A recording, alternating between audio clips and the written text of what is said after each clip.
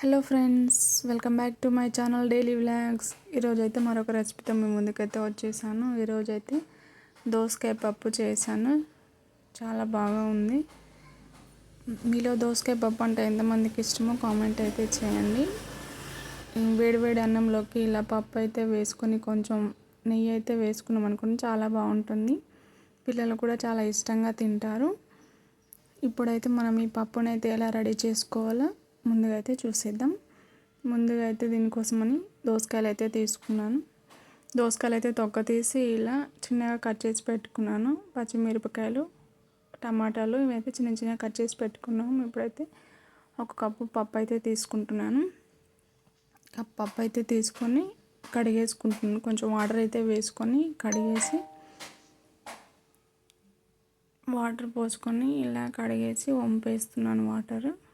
Water వంపేసి మళ్ళీ water అయితే పోసుకుంటున్నాను. ఒక 2 కప్పుల వాటర్ అయితే పోసుకుంటున్నాను. ఇప్పుడు ఇందులోకి ఇంతకుముందు కట్ చేసి పెట్టుకున్న దోసకాయ ముక్కలు అయితే అన్నీ ఇలా వేసుకున్నాను. ఇందులోకి టమాటాలు, పచ్చిమిరపకాయలు, కొద్దిగా పసుపు, కొంచెం నూనె, 1 టేబుల్ స్పూన్ నూనె, కొంచెం జీలకర్ర ఇవైతే వేసుకొని కుక్కర్ మూత అయితే పెట్టేసుకున్నాను. స్టవ్ మీద అయితే పెట్టేసుకొని 3 విజిల్స్ వచ్చే వరకు ఉంచుకున్నాను. ఇప్పుడు 3 విజిల్స్ అయితే వచ్చాయి. ఇప్పుడైతే తీసాను. చూడండి, పప్పు అయితే ఉడికిపోయింది. ఇప్పుడు ఇందులోకి కొంచెం కలిపి వాటర్ అయితే యాడ్ చేసుకుంటున్నాను. కొంచెం మరీ చిక్కగా ఉందనేసి కొంచెం అయితే వాటర్ అయితే యాడ్ చేసుకుంటున్నాం. ఇందులోకి వాటర్ అయితే ఇలా యాడ్ చేసుకొని కలుపుకొని పక్కకు పెట్టుకున్నాను. ఇప్పుడైతే పోపు అయితే రెడీ చేసుకుందాము.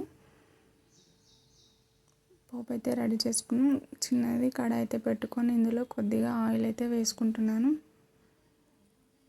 ఆయిల్ వేసుకొని కొంచెం ఆవాలు, జీలకర్ర, ఎండుమిర్చి, కొంచెం అల్లం వెల్లుల్లి పేస్ట్. అల్లం వెల్లుల్లి ఫ్రెష్ అయితే చాలా బాగుంటుందండి పప్పులోకి. పొట్టు అయితే తీయలేదు, అలాగే వేసాను కచ్చాపచ్చాగా దంచి. అల్లం వెల్లుల్లి అనేది కొంచెం అయితే ఫ్రై అవ్వాలి. ఇప్పుడైతే ఫ్రై అయిపోయింది. ఇప్పుడు ఇందులోకి కొద్దిగా అయితే పసుపు అయితే యాడ్ చేసుకుందాము. చూడండి, కొద్దిగా పసుపు అయితే యాడ్ చేసుకొని కలుపుకొని కొంచెం కొత్తిమీర అయితే వేసుకుంటున్నాను. పోపులోనే వేసుకుంటే కొంచెం ఆయిల్లో ఫ్రై అవుతుంది. ఇలా ఫ్రై అయితే చేసుకొని ఇప్పుడు ఈ పోపును మొత్తం అయితే పప్పులోకి యాడ్ చేసుకోవడమే. ఆల్రెడీ పప్పు ఉడికిపోయింది కదా. ఇప్పుడైతే ఇందులో పప్పులోకి అయితే యాడ్ చేసుకొని కలుపుకున్నాం. చూడండి, దోసకాయ పప్పు అనేది రెడీ అయిపోయింది. ఇలాంటి ఇంట్రెస్టింగ్ ఇందులో ఒకటి వేయడం అయితే మర్చిపోయాను. అదేంటో ఖచ్చితంగా కామెంట్ అయితే చేయండి.